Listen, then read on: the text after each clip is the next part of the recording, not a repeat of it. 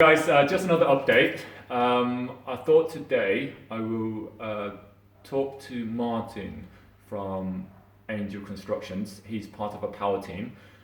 He's done our last few HMOs, and so he's got a bit of experience and overall a very nice guy. Okay, let me turn this around and talk to Martyn. Hi Martyn. Hi. All right then, you're going to walk us through it? Yeah, as Tu said, I've done the last 3 or 4 projects with him on HMOs and multi-lets. This one in particular has probably been one of the most challenging. One of the challenges we've had is when we came here, we lacked a bit of space in the property. Let me just talk you through. So this room was a little bit too small.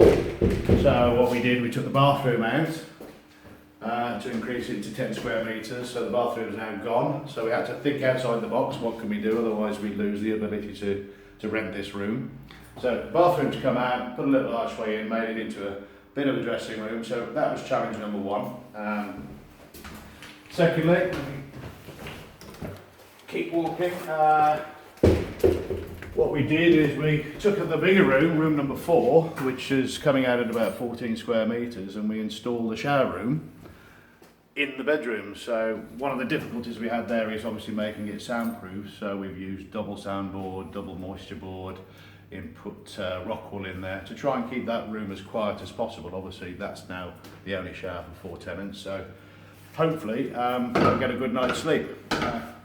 Onto the kitchen obviously very dated, so we've tried to, with a minimum budget, do as much as we can without blowing the bank. So little things like putting an upstand on there by using the offcut, because these are 500 sideboards, normally 600, so we've used 100 to make an upstand, just to try and keep the budget down but still make it look presentable.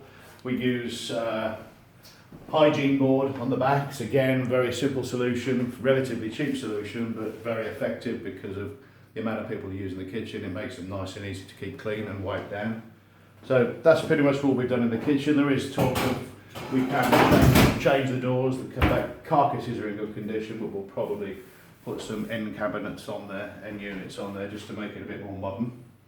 And going through into bedroom 4, another challenge we had was getting the waste from a bedroom, which was originally a living room, out of the house. So you can see that's all boxed in.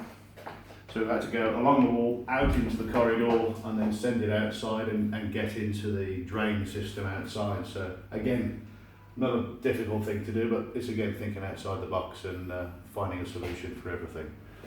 We've also got, because this is ex-council, we've got metal framework, which made it, I'm not on this particular door, if we go through. Most of these old council properties have metal frames, so makes door hanging a specific challenge, especially when you've got to put in key code lock access. So again, it's a case of drilling and just thinking outside the box and trying to make things work. Door returns, obviously we couldn't use the internal ones, we put external door closures on there, just make it safe and stay with regulations. So yeah, I think that's pretty much it. Cool. Okay, what is, I'll make sure I'll include Martyn's contact details in the description. If you need anything, just give him a call or give me a call. All right, cheers. Cheers. Bye-bye.